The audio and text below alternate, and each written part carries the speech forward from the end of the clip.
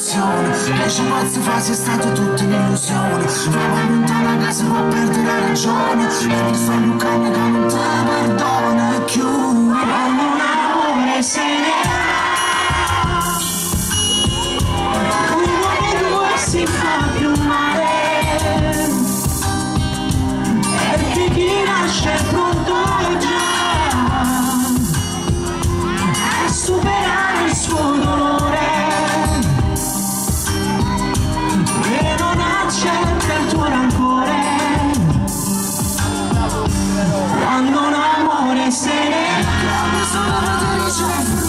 ti lascia tra le cose da rifare, la voglia di volerti ritrovare, tutto il tempo che passa cercando di recuperare te.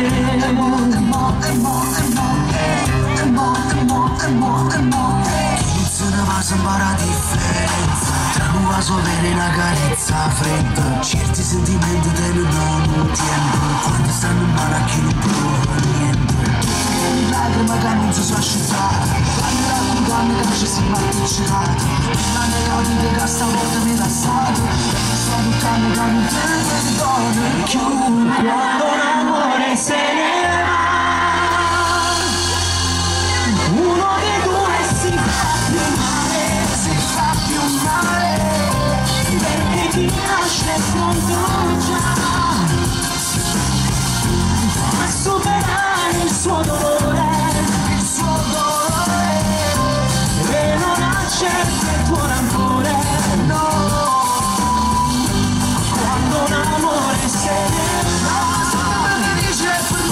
ti lascia fare cose da rifare,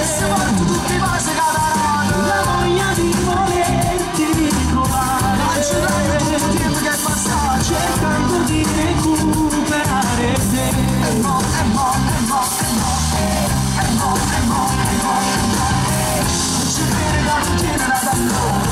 Se per esce ci sta sempre una storia, non si fa amicizia cosa che non ma tu stanno da lei sti vestiti, a parte chi le troppo innamorato, e muove le scene che tu le rassate, è rimasto un cuore spezzato, che se quando l'amore se ne va, ti lascia tra le